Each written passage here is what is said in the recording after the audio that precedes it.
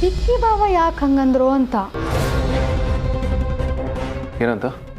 ನಾನು ಇಲ್ಲದೆ ಇದ್ರೂ ನಮ್ಮ ಮನೆಯವರೆಲ್ಲ ಚೆನ್ನಾಗಿ ನೋಡ್ಕೋತಾರೆ ಅಂತ.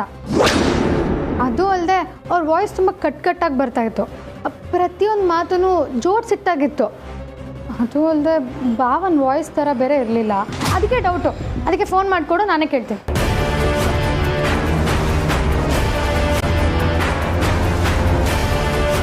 ಅಮೂಲ್ಯ, ಈಗ ಅಲ್ಲಿ ಮಧ್ಯರಾತ್ರಿ ಆಗಿರುತ್ತೆ. ಅವ್ನ ಪಾಪ ಮೀಟಿಂಗ್ ಮುಗಿಸ್ಕೊಂಬಂದು ಮಲಗಿರ್ತಾನೆ. ಡಿಸ್ಟರ್ಬ್ ಮಾಡೋದು ಬೇಡ, ಬೆಳಗ್ಗೆ ಮಾಡಿಕೊಡ್ತೀನಿ. ಪರವಾಗಿಲ್ಲ ವೇದಾಂತ್, ಕಾಲ್ ಮಾಡಿಕೊಡು. ಬಾವನ ಹತ್ರ ನಾನು ಸಾರಿ ಕೇಳ್ತೀನಿ. ಹೇಳಿದ್ನಲ್ಲ, ಹಠ ಮಾಡಬೇಡ, ಬೆಳಗ್ಗೆ ಫೋನ್ ಮಾಡಿಕೊಡ್ತೀನಿ. ಹಠ ಮಾಡಿದೆ ಇನ್ನೇನು ವೇದಾಂತ್? ಬಾವ ಹೋದಾಗಿಂದ ಒಂದು ಕಾಲ್ ಇಲ್ಲ, ಮೆಸೇಜ್ ಇಲ್ಲ. ಈಗ ನೋಡಿದ್ರೆ ನಿನಗೆ ವಿಡಿಯೋ ಕಳಿಸಿದ್ದಾರೆ. ಅದ್ರಲ್ಲಿ ಬೇರೆ ನಾನು ಇಲ್ಲದೆ ಹೋದ್ರೆ ಅಂತೆಲ್ಲ ಮಾತಾಡಿದ್ದಾರೆ. ನಮಗೆ ಭಯ ಆಗಲ್ವಾ? ಭಯ ಪಡ್ಕೊಳ್ಳೋಂಥದ್ದು ಏನೂ ಹೋಗಿಲ್ಲ. ಅವ್ನ ಕೆಲಸ ಮುಗಿಸಿ ವಾಪಸ್ ಬರ್ತಾನೆ.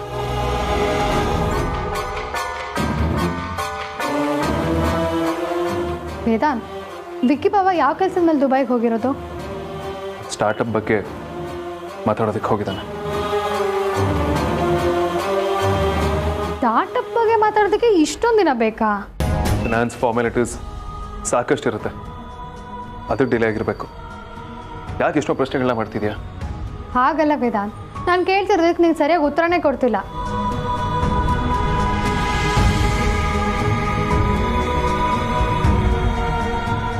ನೀನೇನು ಪ್ರೈವೇಟ್ ಡಿಟೆಕ್ಟಿವಾ? ಇನ್ವೆಸ್ಟಿಗೇಟ್ ಮಾಡೋಳ ಥರ ಮಾತಾಡ್ತಿದ್ದೀಯಲ್ಲ. ಖಂಡಿತ ಇಲ್ಲ. ಆದರೆ ನೀನು ನನ್ನ ಹತ್ರ ಏನೋ ಮುಚ್ಚಿಡ್ತಾ ಇದೆಯಾ, ಏನು ಅಂತ ಹೇಳು.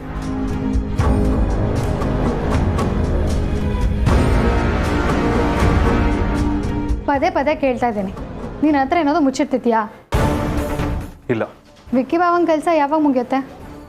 ಗೊತ್ತಿಲ್ಲ. ಮತ್ತು ಇನ್ನೇನು ಗೊತ್ತು ನಿಮಗೆ? ಬಾವ ಯಾವಾಗ ಬರ್ತಾರೆ ಅಂತ ಗೊತ್ತಿಲ್ಲ. ಆರ್ತಿಕಂಗೆ ಸರಿಯಾಗಿ ಕಾಲ್ ಮಾಡ್ತಿಲ್ಲ, ಮೆಸೇಜ್ ಮಾಡ್ತಾ ಇಲ್ಲ. ಅದತ್ರ ಗೊತ್ತಾ? ಅದು ಗೊತ್ತಿಲ್ಲ. ಇನ್ನೇನು ಗೊತ್ತು ನಿಮಗೆ? ಈಗ ನೋಡಿದ್ರೆ ಸಡನ್ ಆಗಿ ವಿಡಿಯೋ ವಿಷಸ್ ಕಳಿಸ್ಬಿಡ್ತಾರೆ. ಅಲ್ಲ, ನಂಗೊಂದು ಅರ್ಥ ಆಗ್ತಿಲ್ಲ. ಅಕ್ಕಂಗೆ ವಿಡಿಯೋ ವಿಷಸ್ ಕಳ್ಸೋಕ್ಕಾಗತ್ತೆ, ಕಾಲ್ ಮಾಡಿ ವಿಶ್ ಮಾಡೋಕ್ಕಾಗಲ್ವಾ? ಇದೆಲ್ಲ ನನಗೆ ಯಾಕೆ ಹೇಳ್ತಿದ್ಯಾ? ಕರೆಕ್ಟ್. ನಿನ್ನ ಹತ್ರ ಕೇಳೇನು ಯೂಸ್ ಇಲ್ಲ. ನಾನು ಬಾವಂಗೆ ಕೇಳ್ತೀನಿ. ಇಲ್ಲಿ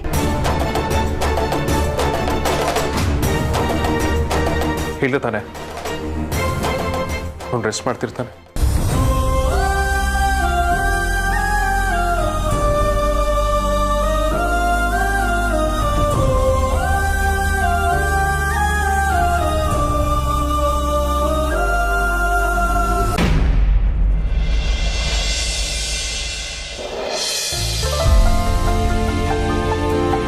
ಸಿಕ್ಕಾಪಟ್ಟೆ ಹೋಮ್ವರ್ಕ್ ಇದೆ ಕಣೆ. ನಾನು ಏನೂ ಬರ್ದೇ ಇಲ್ಲ. ನೀನು ಬರ್ದ್ಯಾ? ಇಲ್ಲ, ನಾನು ಸ್ವಲ್ಪ ಬರ್ದೆ, ಇನ್ನು ಸ್ವಲ್ಪ ಬರಿಬೇಕಿತ್ತು. ಇನ್ನು ಎಷ್ಟೊಂದಿದೆ ಗೊತ್ತಾ? ಅಯ್ಯೋ, ನಾನು ಫಿಸಿಕ್ಸ್ ಹೋಮ್ವರ್ಕೇ ಮಾಡಿಲ್ಲ ಗೊತ್ತಾ? ಇನ್ನು ಫಿಸಿಕ್ಸ್ ಇದೆ, ಕೆಮಿಸ್ಟ್ರಿ ಇದೆ, ಎಷ್ಟಂತ ಮಾಡೋ. ಹೇ, ನಿಂತ್ಕೋ.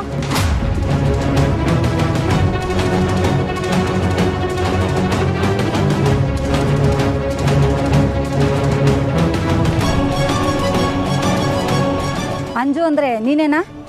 ಹ್ಞೂ, ನಾನೇ. ನೀವ್ಯಾರು? ಯೂನಿಫಾರ್ಮ್ ನೋಡಿದ್ರೆ ಗೊತ್ತಾಗಲ್ವಾ? ಬಸ್ ಕಂಡಕ್ಟರ್ ಅನ್ಸುತ್ತಾ? ಪೊಲೀಸ್. ಬಾಯಿ ಮುಚ್ಕೊಂಡು ನಡಿ. ನೋಡಿ, ನಾನೇನು ಮಾಡಿಲ್ಲ. ನಾನು ಯಾಕೆ ಬರಬೇಕು? ಏಯ್, ಸಾಕು ಮಾಡೇ ನೀನು ಸದರಮ್ಮೆ ಆಟನ. ಉಳಿದಿದ್ದೆಲ್ಲ ಸ್ಟೇಷನಲ್ಲಿ ಹೇಳ್ತೀನಿ. ನೋಡಿ, ನಾನೇನು ತಪ್ಪು ಮಾಡಿಲ್ಲ, ನಾನು ಬರಲ್ಲ ಅಷ್ಟೇ. ಏಯ್, ನಾನು ನಿನ್ನ ಮಾತು ಕೇಳಕ್ಕೆ ಬಂದಿಲ್ಲ. ಬಾಯಿ ಮುಚ್ಕೊಂಡು ನಡಿಯೇ.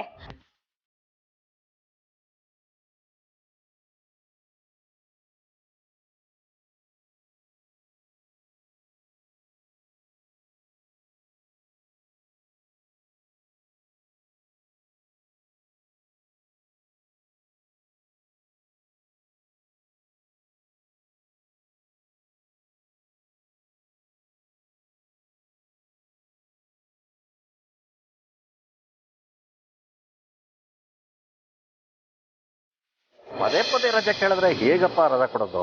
ನಾಳೆ 2 ದಿವಸ ದುಡ್ಡು ಮಾಡು. ಹಾಂ,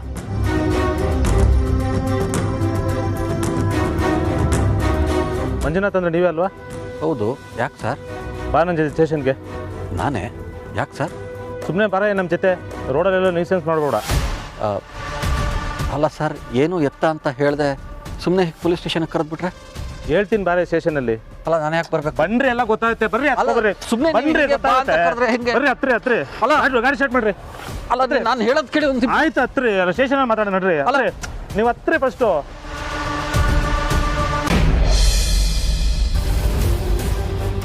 ಸಾರಿ, ಟೆಕ್ನಿಕಲಿ ನೀವು ಮನೆಗೆ ಬರ್ತೀನಿ ಅಂತ ಹೇಳಿದಾಗ ನಮ್ಮ ಮನೆಗೆ ಕರ್ಸಿ ಮಾತಾಡಿಸ್ಬೇಕು. ಅದು ನಂಗೆ ಅದು ಯಾಕೋ ಸರಿ ಕಾಣಲಿಲ್ಲ, ಹಾಗಾಗಿ ರೋಡಲ್ಲಿ ನಿಲ್ಸಿ ಮಾತಾಡಿಸ್ತಾ ಇದ್ದೀನಿ. I can understand mister Vedant. Police ಅವ್ರ ಮನೆಗೆ ಬರೋದು ಕೆಲವೊಬ್ರಿಗೆ ಇಷ್ಟ ಆಗೋದಿಲ್ಲ, ನನಗೆ ಅರ್ಥ ಆಗುತ್ತೆ. ಚೇಚೆ, ಹಾಗೆಲ್ಲ ಏನೂ ಇಲ್ಲ. ಅಷ್ಟಕ್ಕೆಲ್ಲ ತಲೆ ಕೆಡ್ಸ್ಕೊಳ್ಳೋ ವ್ಯಕ್ತಿ ನಾನು. ನನ್ನ ತಮ್ಮನ ಹೆಂಡತಿ 8 months ಪ್ರೆಗ್ನೆಂಟ್. ತಮ್ಮ ತೀರೋಗಿರೋ ವಿಚಾರನ ನನ್ನ ಮನೇಲಿ ಇನ್ನು ಯಾರಿಗೂ ಹೇಳಿಲ್ಲ. ವಿಚಾರ ಮನೇಲಿ ಗೊತ್ತಾದ್ರೆ ನನಗೆ ಯಾರು ಕಳ್ಕೊಳ್ಳೋದಕ್ಕೆ ಇಷ್ಟ ಇಲ್ಲ. I am really sorry sir, ನಂಗೆ ಇದು ಗೊತ್ತಿರಲಿಲ್ಲ. ಪಾಪ ತುಂಬ ಕಷ್ಟ ಆಗ್ತಿರ್ಬೇಕು.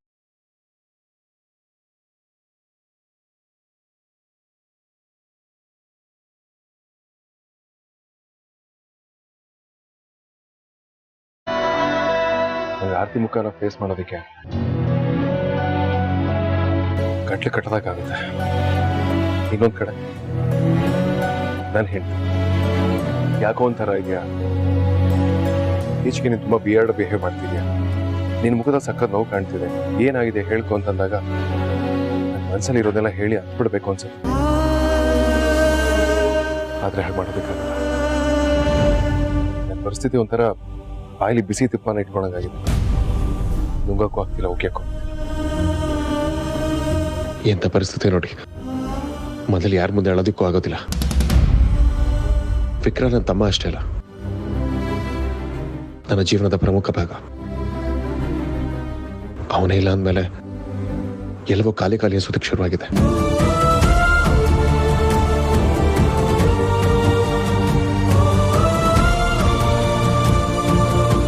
ಸಾರಿ, ಎಮೋಷನ್ಸ್ ಎಲ್ಲ ಕ್ಲಾಟ್ ಆಗಿತ್ತು. ಇವತ್ತೊಂದೊಂದೇ ಆಚೆ ಬರ್ತಾ ಇದೆ. It's okay sir. ಪೊಲೀಸ್ ಅಂದರೆ ಭಯ ಬೀಳೋ ಜನಗಳ ಮಧ್ಯೆ ನೀವು ನಿಮ್ಮ ಫೀಲಿಂಗ್ ಹೇಳ್ಕೊತಾ ಇದ್ದೀರಾ, ನಂಗೆ ತುಂಬ ಖುಷಿ ಆಗ್ತಿದೆ. ನಿಧಾನ ಬರೋದಕ್ಕೆ ಹೇಳಿದೆ. ವಿಕ್ರಾಂತ್ ಆಕ್ಸಿಡೆಂಟ್ ಕೊಲೆ ಪ್ರಯತ್ನ ಅಂತ ಹೇಳಿದ್ರಲ್ಲ, ಅದ್ರ ಬಗ್ಗೆ ಹೇಳ್ತೀರಾ? ನಾನು ಮೊನ್ನೆ ಹೇಳ್ದಾಗೆ ನಿಮ್ಮ ತಮ್ಮ ವಿಕ್ರಾಂತ್ ಅವ್ರದ್ದು ಆಕ್ಸಿಡೆಂಟ್ ಅಲ್ಲ, ಕೊಲೆ. ಅದಕ್ಕೆ ಸರಿಯಾದ ಸಾಕ್ಷಿ ಸಿಕ್ಕಿದೆ. ಸಾಕ್ಷಿ ಏನದು? ನಿಮಗೆ ನೆನಪಿದೆಯಾ ಸರ್, ಮೊನ್ನೆ ನಾನು ಹೇಳ್ದಂಗೆ ಆಕ್ಸಿಡೆಂಟ್ ಆಗೋ ಟೈಮಲ್ಲಿ ಡ್ರೈವರ್ ಎಂಥ ಸಿಚುವೇಶನಲ್ಲಾದರೂ ಬ್ರೇಕ್ ಹಾಕೇ ಹಾಕ್ತಾರೆ. ಆದರೆ ವಿಕ್ರಾಂತ್ ಅವ್ರ ಕೇಸಲ್ಲಿ ಹಾಗಾಗಿಲ್ಲ, ಸೀದಾ ಬಂದು ಗುದ್ಕೊಂಡು ಹೋಗಿದ್ದಾನೆ. ಆ ಟ್ರಕ್ಕಲ್ಲಿ ಬ್ರೇಕ್ ಸರಿ ಇಲ್ಲದೆ ಇರೋ ಸಾಧ್ಯತೆ ಕೂಡ ಇರ್ಬೋದಲ್ಲ. ನನಗೆ ಗೊತ್ತು, ನೀವು ಲಾಯರ್, ಕ್ರಾಸ್ ಕ್ವಶನ್ ಮಾಡೇ ಮಾಡ್ತೀರಾ ಅಂತ. ಅದಕ್ಕೆ ನಾನು ಈ ಸರಿ ಪ್ರೂಫ್ ಸಮೇತ ಬಂದಿದ್ದೀನಿ. ಪ್ರೂಫಾ? ಏನದು?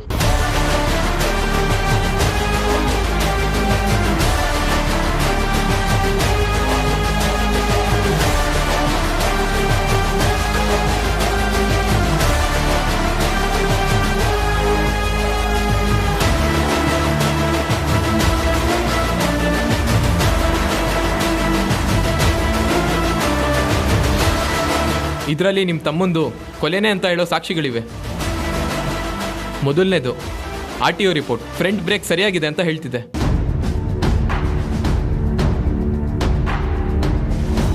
ಎರಡನೇದು ಆ ಟ್ರಕ್ಕು ಕಳ್ತನದ್ದು, ಡ್ರೈವರ್ ಆಕ್ಸಿಡೆಂಟ್ ಮಾಡೋ ಮುಂಚೆ ಆ ಟ್ರಕ್ನ ಕಳ್ತನ ಮಾಡಿದ್ದಾನೆ.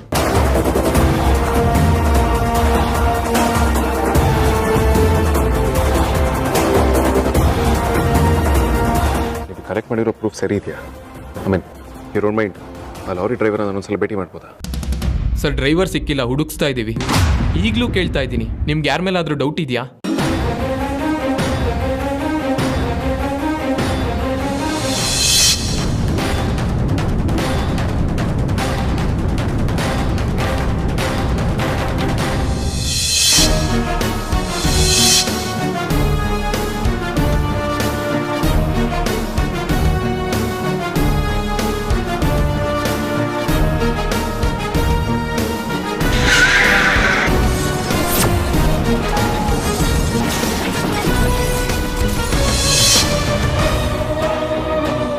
ನಾನು ಕಿಡ್ನಾಪ್ ಆದೆ. ನಂತರ ಧ್ರುವನ ಆಕ್ಸಿಡೆಂಟ್, ಈಗ ವಿಕ್ರಾಂತ್. ಅಫ್ಕೋರ್ಸ್ ಇನಿಷಿಯಲಿಂದ ನಾನು ಯಾವುದನ್ನು ಕನೆಕ್ಟ್ ಮಾಡೋದಕ್ಕೆ ಹೋಗಲಿಲ್ಲ. ಬಟ್ ಈಗ ಅನಿಸ್ತದೆ ಎಲ್ಲ ಆಕ್ಸಿಡೆಂಟ್ಸ್ಗಳ ಹಿಂದೆ ಒಬ್ಬನೇ ವ್ಯಕ್ತಿ ಇರೋದು. ನಮ್ಮ ಫ್ಯಾಮಿಲಿ ಮೇಲೆ ಇಷ್ಟು ದ್ವೇಷ ಇರೋದಕ್ಕೆ ಯಾರು ಕಾರಣ ಅಂತ ನನಗೆ ಅರ್ಥ.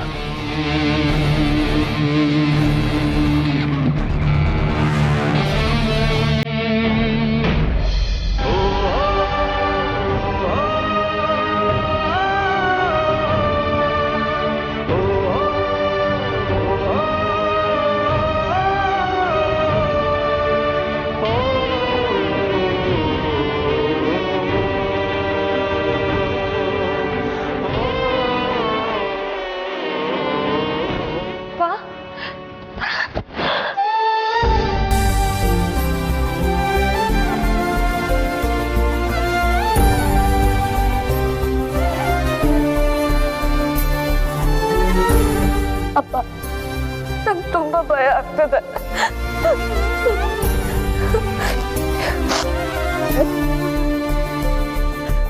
ಧೈರ್ಯ ತಂದ್ಕೊ ಮಗಳೇ, ಯಾವುದೇ ಕಾರಣಕ್ಕೂ ನೀನು ಬಾಯಿ ಬಿಡಬಾರ್ದು.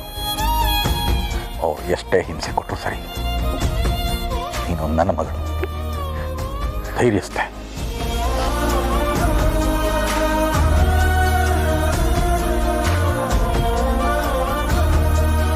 ತಲೆ ಕೆಡಿಸ್ಕೋಬೇಡಕ್ಕಂದ. ಈಗ ನಾನು ಬಂದಿದ್ದೀನಲ್ಲ, ಏನೂ ಆಗಲ್ಲ. ಇನ್ನೊಂದು ವಿಚಾರ, ಯಾವುದೇ ಕಾರಣಕ್ಕೂ ಎಷ್ಟೇ ಹಿಂಸೆ ಕೊಟ್ಟರು ನೀನು ತಡ್ಕೋಬೇಕು, ಬಾಯಿ ಬಿಡಬಾರ್ದು.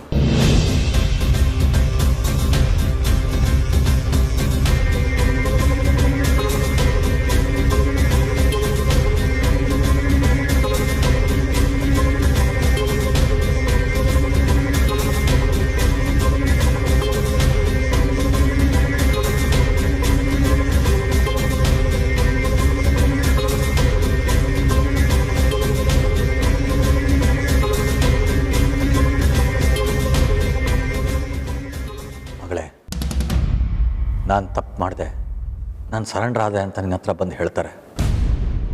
ಆದರೆ ನೀನು ಯಾವುದೇ ಕಾರಣಕ್ಕೂ ಅದನ್ನು ನಂಬೇಡ, ಯಾವುದೇ ಕಾರಣಕ್ಕೂ ನೀನು ನಿಜ ಹೇಳೋದಕ್ಕೆ ಹೋಗಬೇಡ.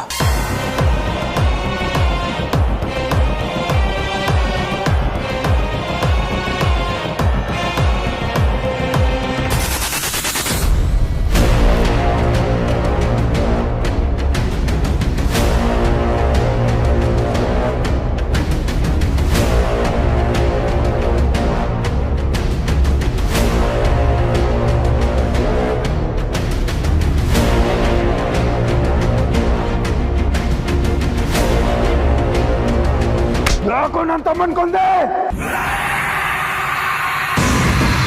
ನಿನ್ನ ಕೇಳ್ತಾ ಇರೋದು, ಮಾತಾಡು.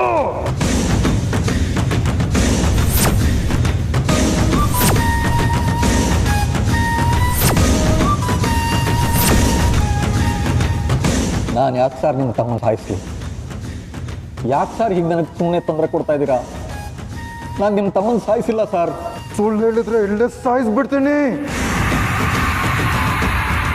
ಸಾವು ಕಣ್ಮುಂದೆ ಇದ್ರೂ ನಾಟಕ ಮಾಡ್ತೀಯಾ?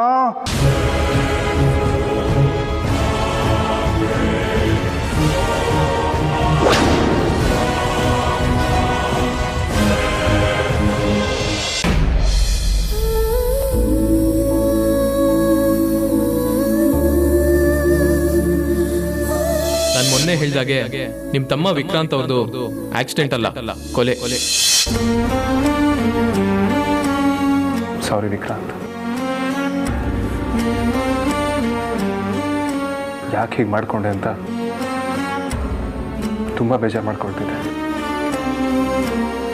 ಹುಡುಕ್ಬೂತಿ ಸ್ಪೀಡಾಗಿ ಓಡಿಸಿರ್ತಾನೆ, ಏನೆಲ್ಲ ಅಂದ್ಕೊಂಡೆ.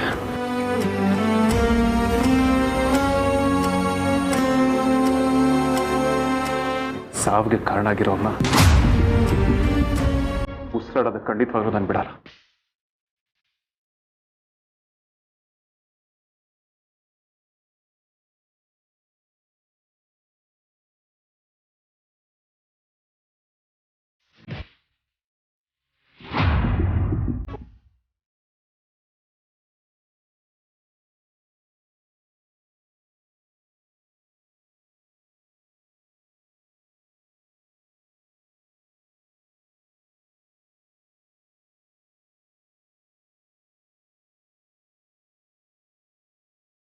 ಅರ್ಚಕ್ರೆ, ನಾನು ಹೊರಟಿದ್ದೀನಿ.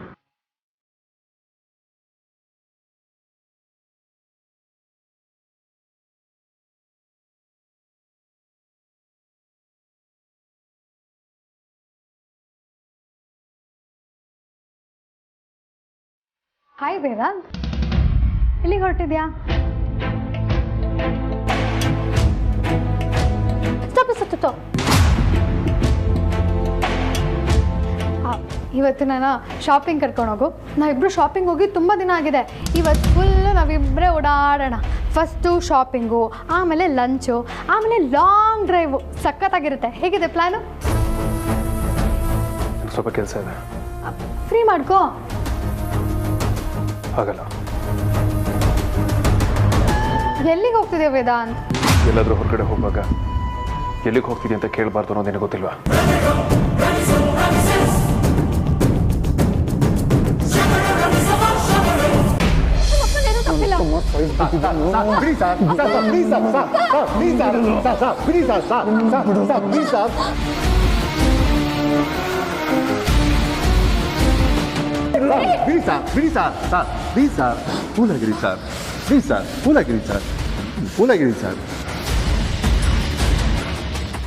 ಸರ್, ಕೆಲಸದಿಂದ ತೆಗೆದಾಕಬೇಕು ಅನ್ನೋ ಪ್ಲ್ಯಾನಿಂಗಲ್ಲೇ ಇದ್ದೀರಿ ಸರ್. ಪ್ಲೀಸ್ ಸರ್, ನಮ್ಮ ಭಾಷೆಯಲ್ಲಿ ಕೇಳ್ತೀವಿ ಸರ್.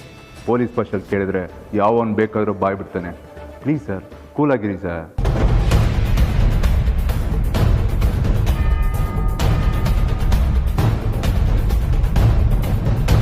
ಈಗಲೇ ನಿಜ ಒಪ್ಕೊಂಡ್ರೆ ಒಳ್ಳೆಯದು, ಆಮೇಲೆ ತುಂಬ ಕಷ್ಟ ಆಗುತ್ತೆ. ನಿಜವಾಗ್ಲೂ ನನಗೇನು ಗೊತ್ತಿಲ್ಲ ಸರ್. ನಾವೇನು ಮಾಡಿಲ್ಲ ಸರ್. ಪ್ಲೀಸ್ ನಮ್ಮನ್ನು ಬಿಟ್ಬಿಡಿ. ಯಾಕೆ ಹೀಗೆ ನಮಗೆ ಹೀಗೆ ಹಿಂಸೆ ಕೊಡ್ತಾ ಇದ್ದೀರಾ? ಒಳ್ಳೆ ಮಾತಿನಲ್ಲಿ ಹೇಳ್ತೇನೆ, ನನ್ನನ್ನು ಕೆಟ್ಟವನ್ ಮಾಡಬೇಡಿ. ರೀ 302 ಇವನ್ ಒಳಗಾಕಿ ಬೆಂಡತ್ತಿ, ಆಮೇಲೆ ಇವನೇ ಬಾಯ್ ಬಿಡ್ತಾನೆ. ನಾನೇನು ತಪ್ಪು ಮಾಡಿಲ್ಲ. ನನ್ನ ಯಾಕೆ ಒಳಗಡೆ ಆಗ್ತಾ ಇದ್ದೀರಾ? ನಿಮ್ಗೆ ಹೇಳ್ತಿರೋದು, ಬಂದು ಒಳಗಾಕ್ರಿ. ನಾನೇನು ತಪ್ಪು ಮಾಡಿಲ್ಲ. ನನ್ನನ್ನ ಯಾಕೆ ಒಳಗಡೆ ಹಾಕ್ತೀರಾ? ನಾನೇನು ತಪ್ಪು ಮಾಡಿಲ್ಲ ಸರ್. ನಾನು ಕೊಲೆ ಮಾಡಿಲ್ಲ ಅಂತ ಹೇಳೋದಲ್ಲ ನಿಮಗೆ.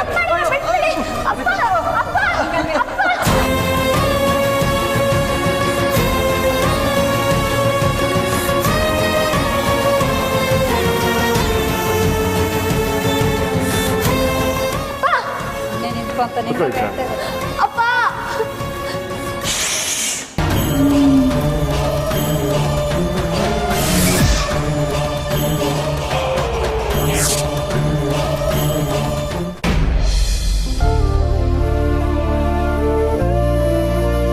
ಸಾರಿ, ಸದ್ಯಕ್ಕೇನು ಕೇಳಬೇಡ. ಯಾಕೆ ವೇದಾಂತ್, ಏನಾಗಿದೆ ನಿಂಗೆ? ನೀನಂತೂ ಇತ್ತೀಚೆಗೆ ತುಂಬ ಡಿಫ್ರೆಂಟಾಗಿ ಆಡ್ತೀಯಾ. ನಾರ್ಮಲಾಗಿ ಇರೋದೇ ಇಲ್ಲ. ಸುಮ್ಮನೆ ಕೂಗಾಡ್ತೀಯಾ, ಸಡನ್ನಾಗಿ ಬೇಜಾರು ಮಾಡ್ತೀಯಾ, ಮನಸ್ಸೊಳಗಡೆ ಏನೋ ಕೊರಗ್ತಾನೆ ಇರ್ತೀಯಾ. ಅದಕ್ಕೆ ಕೇಳಿದೆ ಅಷ್ಟೇ. ಎಲ್ಲಿಗೆ ಹೋಗ್ತಿದ್ಯಾ? ಪರ್ಸನಲ್ ಕೆಲಸ. ಗಂಡ ಹೆಂಡತಿ ಮಧ್ಯೆ ಏನು ಪರ್ಸನಲ್ ವೇದಾಂತ್? ಹೇಳಿದಲ್ಲ ಪರ್ಸನಲ್ ಅಂತ. ಏನಂತ ಪರ್ಸನಲ್ಲು? ನನ್ನ ಹತ್ರ ಹೇಳ್ದಿರೋಕ್ಕಾಗದೇ ಇರೋವಂಥದ್ದು ಏನಿದೆ ಆ ಬ್ಯಾಗಲ್ಲಿ? ತೋರಿಸು, ನಾನು ನೋಡಲೇಬೇಕು.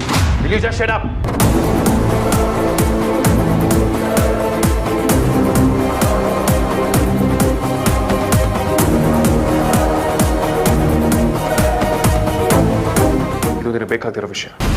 ವೇದಾಂತ್, ನನಗೆ ನೋಯಿಸ್ಬೇಕು ಅಂತಾನೆ ಈ ಥರ ಮಾತಾಡ್ತಿದ್ಯಾ, ಅಥವಾ ನೀನು ಮಾತಾಡ್ತಿರೋದು ನಿನಗೆ ಅರ್ಥ ಆಗ್ತಾ ಇಲ್ವಾ? ನೀನು ಯಾವತ್ತೂ ಈ ಥರ ಮಾತಾಡ್ತಾ ಇರಲಿಲ್ಲ ವೇದಾಂತ್. ನಾನು ಏನಂತ ಕೇಳಬಾರ್ದು ಕೇಳಿದೆ. ಎಲ್ಲಿಗೆ ಹೋಗ್ತಿದ್ಯಾ ಅಂತ ಕೇಳಿದೆ ಅಷ್ಟೇ. ನಿಂಗೆ ಹೇಳೋಕ್ಕೆ ಇಷ್ಟ ಇಲ್ಲ ಅಂದರೆ ಹೇಳ್ಬೇಡ ಬಿಡು. ಇತ್ತೀಚೆಗೆ ಯಾಕೋ ತುಂಬ ಡಿಫ್ರೆಂಟಾಗಿ ಬಿಹೇವ್ ಮಾಡ್ತಿದ್ಯಾ. ಈ ಬ್ಯಾಗಲ್ಲಿ ಏನಿದೆ ಅಂತ ನಾನು ಇವತ್ತು ನೋಡಲೇಬೇಕು. ತೋರಿಸು.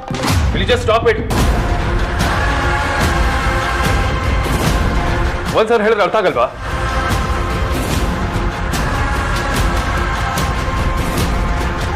ವೇದಾಂತ್,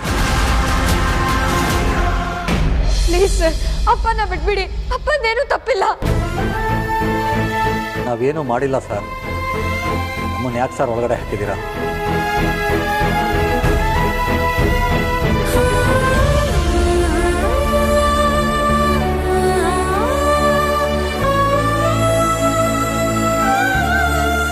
ಮರ್ಯಾದೆಗೆ ಒಪ್ಕೊಂಡ್ರೆ ಸರಿ, ಇಲ್ಲ ಅಂದ್ರೆ ಪೊಲೀಸ್ ಟ್ರೀಟ್ಮೆಂಟ್ ಶುರು ಮಾಡಬೇಕಾಗತ್ತೆ. ಸರ್, ನಿಜ ಹೇಳ್ತಾ ಇದ್ದೀನಿ. ನಮಗೇನು ಗೊತ್ತಿಲ್ಲ ಸರ್. ಮಿಡ್ಲ್ ಕ್ಲಾಸ್ ಜನ ಸರ್ ನಾವು. ತಿಂಗಳು ಕೊನೆಯಲ್ಲಿ ಕೈಗೆ ಬಾಯಿಗೆ ಆದರೆ ಸಾಕು, ನೆಮ್ಮದಿಯಿಂದ ಜೀವನ ಮಾಡಬಹುದು ಅಂತ ಯೋಚನೆ ಮಾಡೋರು. ಅದರಲ್ಲಿ ನಾವು ಕೊಲೆ ಎಲ್ಲ ಹೇಗೆ ಮಾಡೋದಕ್ಕೆ ಸಾಧ್ಯ ಸರ್?